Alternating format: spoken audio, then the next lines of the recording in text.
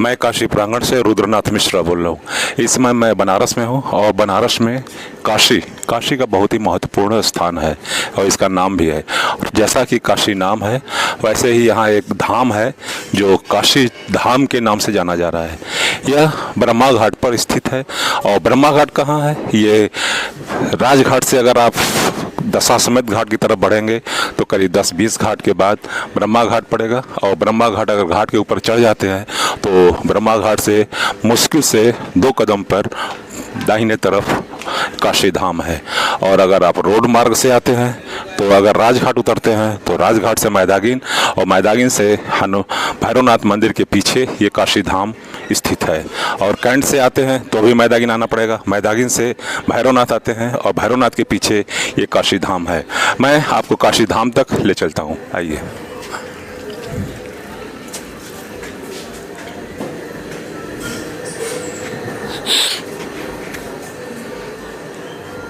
जैसा कि आप देख रहे हैं ये काशी धाम का द्वार है और द्वार पे ये काशी धाम खुलने का समय जो है प्रातः 10 बजे से शाम 6 बजे तक है। और यह जो है सोमवार को अवकाश रहता है। बाकी जगहों में तो रविवार को अवकाश रहता है, लेकिन यहाँ जो है सोमवार को अवकाश रहता है। इसलिए आज मैं रुद्रनाथ मिश्रा आपको यहाँ के बारे में, यहाँ का दर्शन कराने के लिए मैं अपने चैनल के माध्यम से इस प्रवेश द्वार पर चलता हूँ। मुख्य गेट के बगल में ही ये गेट है। गेट के बगल में एक काशी धाम का संक्षिप्त विवरण लिखा हुआ है जो शांति, सौंदर्य व दिव्यता के इस आध्यात्मिक व ऐतिहासिक विरासत ये काशी धाम है। और इसका लोकार्पण 13 अप्रैल 2019 रामनवमी के दिन महाराज कुमारी कृष्णप्रिया जी के द्वारा हुआ है। इसमें स्वामी अभिमृतेश्वरानंद जी के कर कमलों द्वारा इसका स्थापना हुआ है। और यह हिंदू के विरासत की चीज़ें हैं जो है, और इसमें ऐतिहासिक चीज़ों को भी दिखाया गया है, संग्रहालय दिखाया गया है। और हम हिंदू परिवार के और सारे लोगों के जीवंत की कहानियाँ जो पूर्व काल की थी और वर्तमान समय की है, इन सब सारे गाथाओं को भी इसमें दर्शाया गया है।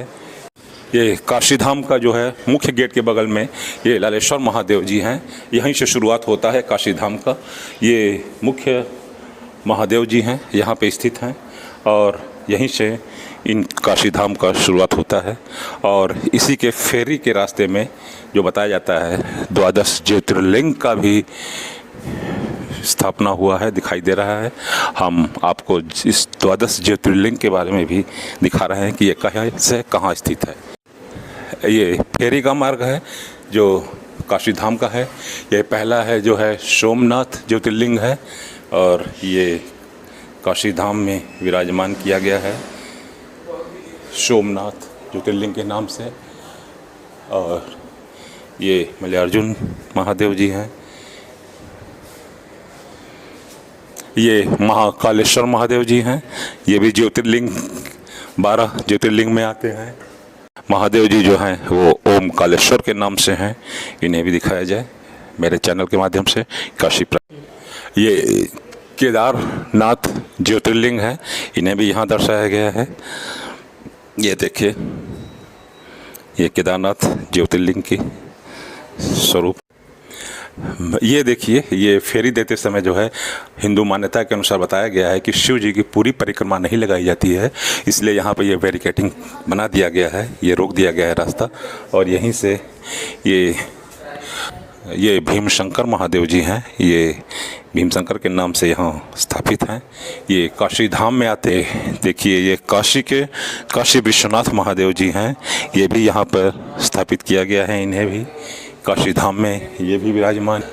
ये त्रयंबकेश्वर महादेव जी हैं जिन्हें उनके रूप में यहाँ दिखाया गया है। ज्योतिर्लिंग के क्रम में वैद्यनाथ ज्योतिर्लिंग है जो महादेव के स्वरूप है। ये भी काशी धाम में विराजमान है। नागेश्वर महादेव जी हैं, ये भी 12 ज्योतिर्लिंग में आते हैं। इनके भी आप स्पष्ट दर्शन कर सकते हैं।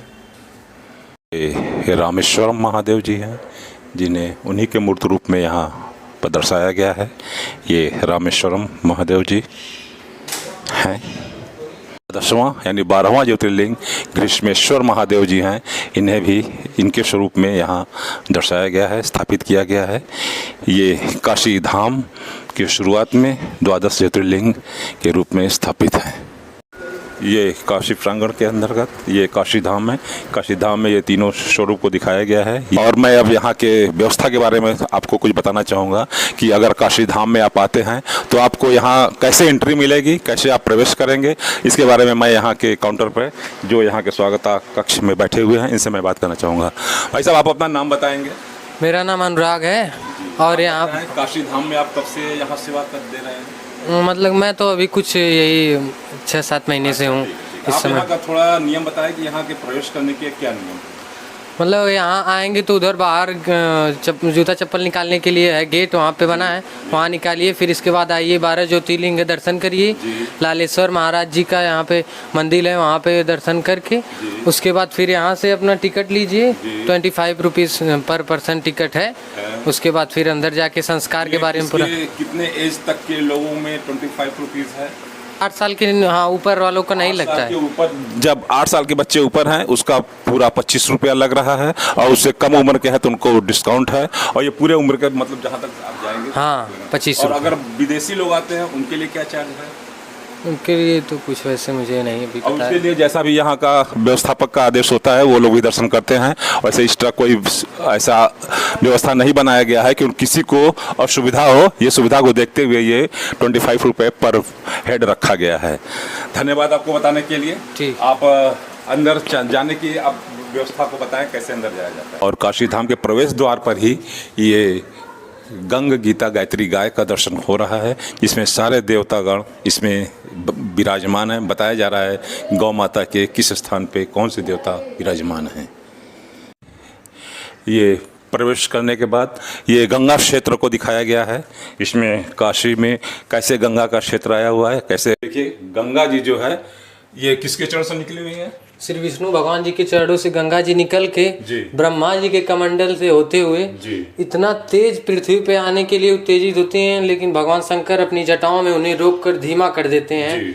और उसके बाद धीरे धीरे पृथ्वी पे वो आती हैं, वो भागीरथी जी के पीछे पीछे अपना आते हैं। उसके बाद वहाँ से हरिद्वार से होते हुए इधर उज्जैन, और उसके बाद फिर काशी में दर्शाया गया है। ये देखा, ये काशी का क्षेत्र बताया जाता है। काशी क्षेत्र है, ये इधर दर्शाया गया है। जी। ये गंगा का पूरा जो है स्टोरी है, ये गंगा से निकली हुई है और कहाँ तक फैली हुई है, ये गंगा का पूरा क्षेत्र दर्शाया गया है इस ब्लॉक में। ये काशी क्षेत्र में, ये काशी धाम में प्रभु विश्वनाथ जी, ये महादेव जी हैं जो नटराजन के मूर्ति के रूप में हैं, और ये पूरे भारत क्षेत्र को दर्शाया गया है यहाँ पे। आप बताएं ये मानचित्र कहाँ का है? ये भारत का है? प्राचीन मानचित्र है। प्राचीन में हमारा जो मानचित्र था वो अफगानिस्तान पाकिस्तान तक हमारा फैला था। एक आर्यावर्त उस समय कहते थे। इस समय तो हमारा जो है मानचित्र मतलब भारत इतना ही बचा था, नहीं तो हमारा प्राचीन में उस आर्यावर्त भी कहते थे। वो उस समय अयोध्या हमारा पाकिस्तान तक, और रूस में भी हम लोग का था, लेकिन इस समय इतना ही बचा है हम लोग का। यही प्राचीन ये मानचित्र दर्शाया गया है यहाँ। ये प्राचीन अखंड भारत का जो दृश्य था ये दिखाया गया है, दर्शाया गया। ये देखें भारत का पूरा दिखाया गया। अब इसके बाद विवाह का दर्शाया गया है, ये वट वृक्ष पूजा का दर्शाया गया है चित्र, और इधर ये होली त्योहार का दिखाया गया है। यानी हमारे संस्कारों को ये दिखाया जा रहा है इसमें कि हम लोग अपने धर्म को कैसे तुलसी पूजा जैसे, और ये यहाँ पे नागपंचमी पूजा जी, ये दीपावली का, रक्षाबंधन ये, और इधर लोक नृत्य सब राज्यों के दर्शाए गए हैं। ये पंजाबी लोक नृत्य है, ये तमिल का है, और ये उधर केरला का है। पूरा भारत क्षेत्र की कहानी देखते हुए हम इस भारत क्षेत्र की कहानी को पूरा देख चुके। अब भारत क्षेत्र के बाद हम दूसरे ब्लॉक में आते हैं जहाँ के हमारे ऋषि मुनियों का जो है ब्लॉक बना हुआ है। इसमें हम भाई साहब से बात करना चाहेंगे कि आइए यहाँ, ये खगोल क्षेत्र का मतलब क्या हुआ? हाँ, बताते चलिए। ये खगोल में दर्शाया गया है कि ये जो हमारी जन्म की प्रक्रियाएं हैं, जब से हम जन्म लेते हैं तो जन्म लेते हैं पहले हम इस प्रकार रहते हैं, फिर उसके बाद कुछ दिनों ऐसे होते हैं, कुछ साल बाद फिर शादी विवाह होता है, वो इधर दर्शाया गया है। और बूढ़े होते हैं, और इसके अंदर जो क्रियाएं होती हैं हमारे अंदर वो दर्शाया गया है। यही सब इसमें दर्शाया गया है। पूरे मतलब जन्म से लेकर के जो मृत्यु तक की पूरी स्टोरी जो है, ये कहानी पूरी दर्शाई गई है। यह मानव जीवन का चक्र है। यह मानव जीवन कैसे कैसे विधाओं से अपनी पैदाइश से लेकर के मृत्यु को कैसे कैसे प्राप्त होता है, ये इस मानचित्र में दिखाया गया है। ये शस्त्र है, जैसे ये परशुराम जी का है, ये बलराम जी का है, और ये शिवाजी का है, ये विष्णु जी का है चक्र, ये भी विष्णु जी का है। ये जो है गणेश भगवान का, श्री रामचंद्र भगवान जी का, ये शिव जी का, और ये गदा हनुमान जी का ये दर्शाया गया है। और ये जो पुष्प हैं भगवान को चढ़ाए जाते हैं, मतलब ये दर्शाया गया है। ये जैसे शिव जी को चढ़ाया जाता है, कौन सा फूल किसको पसंद है? बेलपत्र है, ये शिव जी को चढ़ाया जाता है। और ये जो ये क्या बोलते हैं दूब है, वो चढ़ाया जाता है, वो गणेश भगवान को, दुर्गा माता जी को, यही सब पुष्प चढ़ाया है। दिखाया गया है कि ये सब देवताओं को समर्पित पुष्प हैं। ये सारे देवी देवताओं को पसंद आने वाला ये फूल है जो है इस चीज को। और ये देवताओं के वाहन है, ये जैसे हिंदू धर्म में, हाँ, हिंदू धर्म में देवताओं के हमारे वाहन है। ये है गणेश जी का मूषक है ये, और ये कार्तिकेय जी का है वाहन, और ये लक्ष्मी जी का है, ये शिव जी का, गंगा जी का, दुर्गा माता जी का, ये सब दर्शाया गया है इसमें। जैसा कि आपने देखा, दूसरे ब्लॉक में हम देवी देवताओं के पूरा वाहन और उनके जो है पसंदीदा पुष्प और जीवन चक्र को हमने देखा। और ये सामने के ब्लॉक में हम देखते हैं जो यहाँ के ऋषि मुनि हैं, इनके बारे में भी भाई साहब बताएंगे। इनके बारे में भी बताएं आप। ये विष्णु भगवान के दशा अवतार का यहाँ दर्शाया गया है चित्र। तो सबसे पहला उनका जो भगवान विष्णु का अवतार था वामन था। वामन इस अवतार में भगवान विष्णु जी ने पृथ्वी को 3 हाथों से अपने नाप लिया था ये। और दूसरा अवतार नृसिंह का है, का अवतार है विष्णु भगवान का। और ये 5वां रूप है मत्स्य रूप है। उसके बाद फिर परशुराम जी, परशुराम विष्णु। और ये राम, उसके बाद राम, फिर ये कृष्ण भगवान जी, उसके बाद बुद्ध जी। और ये कल्कि जो बताया जाता है कि ये कलयुग में भगवान जी तलवार लेके भगवान कलयुग में अवतार लेंगे, ये यहाँ पे दर्शाया गया है कल्कि का। ये जो है लास्ट अवतार है कलयुग के। और इधर बताया ये लक्ष्मी जी का दर्शाया गया है। लक्ष्मी जी के 8 रूप होते हैं। 8 रूपों में से सबसे बड़ी गज लक्ष्मी जी होती हैं, आदि लक्ष्मी, उसके बाद फिर विद्या लक्ष्मी, विजय लक्ष्मी, धैर्य लक्ष्मी, धन्य लक्ष्मी, संतान लक्ष्मी, धान्य लक्ष्मी। तो इसमें यही दर्शाया गया है कि लक्ष्मी जी के 8 रूप होते हैं। जैसा कि आप लोगों ने देखा, ये लक्ष्मी के 8 स्वरूप होते हैं और 8 नाम अलग अलग होते हैं। और इनके इसी प्रकार से इनके कार्य क्षेत्र भी अलग अलग हैं। ये ऋषि मुनि के बारे में बताएं, ये कौन से ऋषि मुनि हैं? ये सप्त ऋषि लोग जी हैं। जैसे हमारा गोत्र पूछा जाता है जी। तो ये वशिष्ठ ऋषि जी, भारद्वाज ऋषि जी, कश्यप ऋषि जी, जगदम्ब ऋषि जी, अत्रि जी, गौतम महर्षि जी, विश्वामित्र जी, ये सारे ऋषि मुनि हैं। कहा जाता है कि ऋषियों मुनियों के नाम के पीछे हम लोग का गोत्र छिपा होता है, और ये सारे गोत्र इन सारे ऋषि मुनि के नाम से ही चलते हैं। तो इस प्रकार से जो है सप्तऋषि है, और यही के नाम पे हम लोगों का गोत्र वगैरह का संचालन होता है। अब मैं इस क्षेत्र में काल क्षेत्र के ब्लॉक में आ रहा हूँ। इस काल क्षेत्र के ब्लॉक में जैसा कि बताया गया है, इस ब्लॉक के बारे में जो है पूरे रामचरितमानस की कहानी को जो है दर्शाया गया है कि किस तरह से रामचंद्र जी ऋषि मुनि के पास आते हैं, और फिर उसके बाद जो है उनके सेवा के पश्चात यह इन्हें राजाभिषेक होती है। और फिर इस प्रकार से ये रामचरित की पूरी कहानी इसमें दिखाई गई है। और ये हमारे हिंदू क्षेत्र में जो चारों दिशा हैं, ये दिशा को दिखाया गया है, पूरब, पश्चिम, उत्तर और दक्षिण। और पश्चिम और उत्तर के बीच में वायव्य दिशा होता है, और उत्तर और पूर्व के बीच में ईशान दिशा होता है, और दक्षिण और पूर्व के बीच में अग्निकोण होते हैं, और पश्चिम और दक्षिण के बीच नैऋत्य कोण होते हैं। ये दिशाओं का अंकलन इसमें बताया गया है। ये दिशाओं के बाद जो है ये सारे ग्रहों को दर्शाया गया है। ये 9 ग्रह जो है क्रमशः हैं, सूर्य ग्रह है और ये सेकंड पे चंद्र ग्रह है और फिर ये जो है मंगल ग्रह है और बुध ग्रह है और बृहस्पति ग्रह है और शुक्र ग्रह है और ये राहु है और ये केतु है। इस प्रकार से हमारे धर्म के हिसाब से 9 ग्रह हैं। ये 9 ग्रह की कहानी इसमें दिखाई गई है। अब मैं आपको ये दिखाना चाहता हूँ इसमें कि ये हमारे शुक्ल पक्ष और कृष्ण पक्ष ये कैसे होते हैं। तो जैसा कि बताया गया है कि प्रथम दिन से शुक्ल पक्ष शुरू होता है। तो पहले प्रतिपदा को प्रथम और द्वितीय, तृतीया, चतुर्थी, पंचमी, षष्ठी, ये धीरे धीरे चंद्रमा का जो है प्रभाव ज़्यादा बढ़ता जाता है तो इसे शुक्ल पक्ष के रूप में मानते हैं। इस प्रकार से यह एकादशी, द्वादशी, त्रयोदशी, चतुर्दशी, पूर्णिमा तक आते हैं और पूर्णिमा के दिन चंद्रमा पूरा का पूरा दिखाई देता है। ये दिखाया गया है। यह शुक्ल पक्ष का पूरा ब्यौरा है और यहाँ से कृष्ण पक्ष का शुरू हो जाता है। कृष्ण पक्ष में भी प्रथमा, द्वितीया, तृतीया, चतुर्थी, पंचमी, षष्ठी, सप्तमी, अष्टमी, नवमी, दसवीं, एकादशी, द्वादशी, त्रयोदशी, चतुर्दशी और लास्ट वाले को अमावस्या बोलते हैं। इस दिन चंद्रमा बिल्कुल नहीं दिखाई देता है। इसलिए यह हमारे 2 पक्ष हैं हिंदू धर्म में, जो कृष्ण पक्ष और शुक्ल पक्ष के नाम से जाने जाते हैं। इस ब्लॉक में महाभारत का यह दृश्य दिखाया गया है। ये काशी धाम की विशेषता ही है कि इसमें महाभारत कैसे शुरू हुआ, गीता का उपदेश कैसे दिया गया, ये सब सारे चीज़ों को दर्शाया गया है, जो हमारे यहाँ आने वाले सभी दर्शनार्थियों को और यात्रियों को ये बहुत ही ज्ञानप्रद कहानी है। इसे आप देखें, ये महाभारत के रूप में है।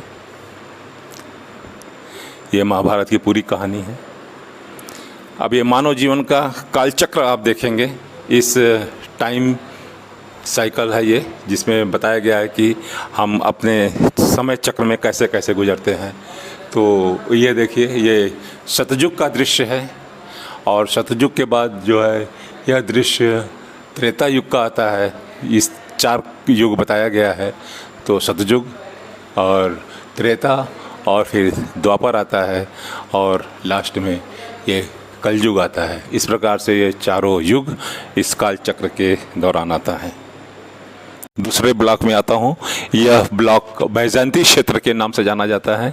इसमें भी हमारे धर्म, संस्कृति और हमारी विरासत की सारी कहानी है। जैसा कि आप देख रहे हैं, ये द्वारिकापुरी की कहानी है। इस चित्र के द्वारा दर्शाया गया है कि हमारा द्वारिकापुरी कैसी थी और कैसी है। और ये देखिए, उसके बगल में ये मथुरा का दृश्य है। ये मथुरा के दृश्य को दिखाया गया है कि हमारे हिंदू धर्म में मथुरा भी है। अब ये देखिए, उज्जैन को दिखाया गया है। ये सब हिंदू धर्म के देवी देवताओं का वास होता है यहाँ पे। इस प्रकार ये उज्जैन का क्षेत्र है। अयोध्या को दिखाया गया है, जहाँ रामचंद्र जी का जन्म स्थली बताया जाता है और आज भी इसे लोग बड़े गर्व से याद करते हैं। ये अयोध्या का क्षेत्र है और ये हमारी काशी धाम जहाँ पर स्थित है, ये वो काशी है जिसमें कि हम सभी सारे देवता यहाँ निवास करते हैं और काशी सभी के प्रिय स्थान है। और यहाँ पे ये हरिद्वार भी है। हरिद्वार का क्षेत्र दिखाया गया है और यहाँ पे जो है ये पुरी दिखाया गया है, जिसे जगन्नाथपुरी के नाम से जाना जाता है। ये सारे हिंदू स्थल हैं जिसे कि हम लोगों को जानने का मौका मिलता है। हम लोग जानते हैं कि हम लोग कैसे कैसे अपने धर्म पर आते हुए हैं, आ रहे हैं अपने धर्म के हिसाब से। और इस काशी धाम में अब हमारे जितने ये लेखक हुए हैं, जो गोस्वामी तुलसीदास जी जैसे संत कवि लोग हुए हैं, इनके बारे में आप देखें। ये संत तुलसीदास का चित्र है, ये भास्कराचार्य जी का है।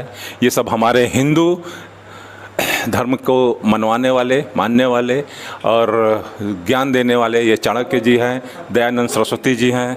और हम लोग इन्हीं के पद चिन्हों पर चल करके जो है आगे बढ़ रहे हैं। और हमारा धर्म है कि हम इन लोगों के बताए हुए रास्तों को अनुयायी के रूप में रहें और चलते रहें। ये हमारे पूर्वज हैं, आर्यज हैं। हम इनको देखना चाहिए, इनके बारे में जानना चाहिए हमें। 5 कन्या के रूप में है, जिन्हें आज भी 5 कन्या के रूप में माना जाता है। ये 5 कन्या के रूप में है, जिसमें कि कुंती और द्रौपदी और तारा, अहिल्या और द्रौपदी, ये 5 कन्या हैं हमारे हिंदू धर्म में।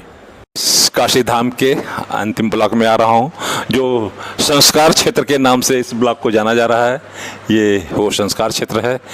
ये मानव जीवन में जब चलता है तो 4 स्टेज आता है। इसमें पहले जब मनुष्य पैदा होता है तो ये ब्रह्मचर्य की स्थिति में रहता है, और उसके बाद जो है गृहस्थ जीवन में आ जाता है, और उसके बाद जो है ये वानप्रस्थ में आता है, और उसके बाद जो है यह संन्यास की स्थिति होती है।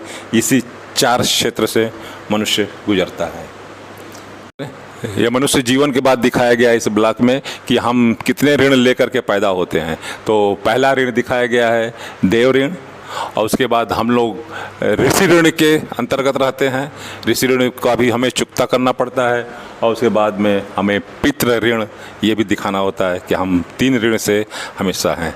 और हमारा जीवन का जो क्रम है वो धर्म, अर्थ, काम, मोक्ष इसी के तहत चलता है। जो है ये दिखाया गया है ये पुरुषार्थ के बारे में। इस काशी धाम में दिखाया गया है इस ब्लॉक में कि मानव जीवन के कितने संस्कार होते हैं। इस संस्कार में बताया गया है कि यहाँ से गर्भाधान से शुरू होता है, और ये सीमांतोन्नयन होता है, और फिर पुष्पवन ये भी एक संस्कार है, ये जात कर्म एक संस्कार है, और फिर ये जब पैदा होता है बच्चा तो नामकरण का संस्कार आता है, फिर निष्क्रमण का संस्कार आता है, और उसके बाद ये अन्न प्राशन का संस्कार होता है, और फिर मुंडन का संस्कार होता है। ये सब हिंदू धर्म में संस्कारों का इसमें निर्णय किया गया है। संस्कारों के क्रम में ये उसके बाद मुंडन के बाद कर्णभेद का संस्कार आता है, फिर उपनयन का संस्कार आता है, और उसके बाद वेदारंभ यानी वेद की शिक्षा दिया जाता है, फिर समावर्तन होता है, इसकी भी होती है, ये भी कर्म है, फिर विवाह का बंधन होता है, फिर वानप्रस्थ होता है। ये देखिए संन्यास है। संन्यास के बाद ये अंत्येष्टि संस्कार, ये जीवन से लेकर के मृत्यु तक के बीच का ये संस्कारों का वर्णन इसमें बताया गया है। अब मैं इस काशी धाम में प्रथम तल पर हूँ, जहाँ जो वसुंधरा के नाम से जाना जा रहा है। इस तल पर ऊपर आने के बाद आप देखें यहाँ योगा का पूरा दृश्य दिखाया गया है कि मानव जीवन में योगा कितना महत्वपूर्ण है, योग करना चाहिए, और फिर हमें ओम की तरफ बढ़ना चाहिए जो हमारे मोक्ष का दाहिनी स्थान है। फिर यहाँ दिखाया गया कि हम अपनी शक्ति को कैसे जागृत करते हैं, कुंडलिनी को कैसे जगाते हैं, और ऊपर तक इसका पूरा ब्यौरा दिखाया गया है। और ये देखें पूरा काशी क्षेत्र है जहाँ गंगा बह रही है। उत्तर वाहिनी गंगा को बताया गया है। ये पूरा काशी क्षेत्र का गंगा है, उत्तर वाहिनी गंगा है। बहुत ही महत्वपूर्ण स्थान पे काशी गंगा है, और इसी घाट पे यही ब्रह्मा घाट है। इसी के ऊपर जो है ये काशी धाम बसा हुआ है। आप अगर घाट घाट आते हैं तो भी ब्रह्मा घाट के ऊपर ये सीढ़ी है, सीढ़ी के माध्यम से ही ऊपर आकर के आप 2 नंबर पर काशी धाम में प्रवेश करते हैं। गंगा की हद बढ़ा हुआ है क्योंकि ये अभी बाढ़ का क्षेत्र है, नहीं तो गंगा पहले बहुत छोटी थी, अब इस समय बहुत लंबी चौड़ी दिखाई दे रही है। यह बाढ़ का क्षेत्र के कारण है ऐसा। अब ये काशी धाम में हम प्रथम तल पर सत्य क्षेत्र में आए हुए हैं। यहाँ पे ये दिखाया गया है कि ये हमारे भारत के सपूत हैं जिन्हें जो है फांसी चढ़ाई गई। इसमें जो ये बलिदान क्षेत्र बताया गया है, ऐसे ही तीनों महापुरुषों को जो है फांसी पर लटकाया गया है। ये हमारे 3 वो वीर हैं जिन्होंने हमें स्वतंत्रता दिलाई, और आज हम इन्हीं के द्वारा जो है आज हम अपने देश में, भारत देश में स्वतंत्र हैं। और ये देखिए पुराने ज़मानों में जेल का दृश्य भी दिखाया गया है कि कैसे जेल होते थे, क्या सुविधा होती थी जेलों में, और कैसे लोग यहाँ निवास करते थे जेलों में। मैं काशी प्रांगण से रुद्रनाथ मिश्रा बोल रहा हूँ। इस समय मैं काशी धाम में हूँ, और काशी धाम में आपको हमने दिखाया कि काशी धाम में क्या क्या चीज़ें हम देख सकते हैं अपने धर्म के हिसाब से, अपने संस्कार के रूप में, अपने पूर्वजों के रूप में। हमारे क्या क्या संस्कार थे, हमारे क्या क्या ऋण हैं, हमारे कौन कौन से वीरांगना पैदा हुई हमारे देश में, हम कौन कौन से बलिदानी पुरुष हुए जिनके बदौलत हमें ये भारत की स्वतंत्रता मिली है। हमें इसे अक्षुण्ण रखना चाहिए, इसे संभाल के रखना चाहिए और हमें भी उन्हीं के बताए गए रास्तों पर चलना है, और ताकि हम अपने देश को और आगे बढ़ा सकें और उनके मार्गदर्शन पर चल सकें। आप मेरे इस चैनल को सब्सक्राइब करें, लाइक करें और शेयर करें। धन्यवाद।